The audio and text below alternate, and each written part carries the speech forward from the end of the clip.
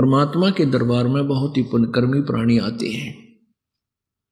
वैसे तो परमेश्वर की चाह में, प्रभु की चाह में भोली आत्माएं कोई तीर्थों पर जा रही है, कोई संतों के पास लाखों और करोड़ों की संख्या में एकत्रित हो चुके हैं।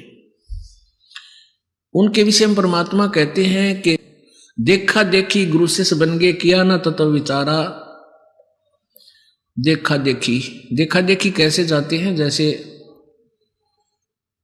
एक पंथ के, जो बहुत बड़ा पंथ है वर्तमान में, बहुत बड़े ज्यादा अनुयायी है उसके, तो उनके अधिक अनुयायी होने का कारण क्या था? एक बार एक शहर में, रोहतक में सत्संग हो रहा था पुलिस लाइन में।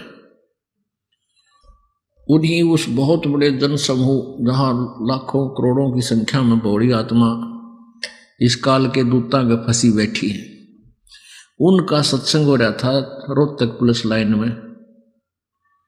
कोई भगत करा रहा था, संडे रविवार का दिन था और हम भी वहां चले जाते थे। एक भगत रहता था हमारा पुलिस लाइन में, परमात्मा का भक्त। हम वहां गए तो देखा वहां सत्संग हो रहा। हमने इस दृष्टिकोण से सुना, वहां साथी था उनका मकान, उनके आंगन में बैठकर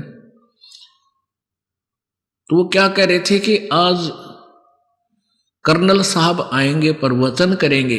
बार बार ये रह रह कर कह रहे थे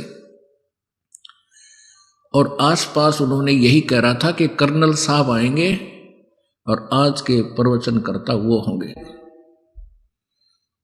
तो जब वो आम व्यक्ति ये सोचता है कि ये कर्नल साहब यहां आए हैं, तो ये तो बहुत बड़े बुद्धिमान समझदार व्यक्ति हैं, इन्होंने ज्ञान को समझा है और ये फिर आगे बता रहे हैं, इसलिए हमें कोई शंका की गुंजाइश नहीं रही कि जहां ऐसे अधिकारी अफसर भी यहां आए हैं। तो वो भोली आत्मा काल के जाल में न्यों फंसती चली गई। उस कर्नल साहब ने अपनी मिलिट्री के बारे में तो जानकारी हो सकती है, लेकिन अध्यात्म ज्ञान को वो के जाने। जैसा भी रंग उस नकली गुरु ने रंग दिया, उस भोली आत्मा ने स्वीकार किया और आगे फिर वक्ता बन गया। आप तो जीवन बर्बाद कर ही रहा है और लाखों हजारों की संख्या में काल के जाल में फंसाने का अपराधी और बन गया। तो वहां ऐसे चली गई बोली आत्माएं।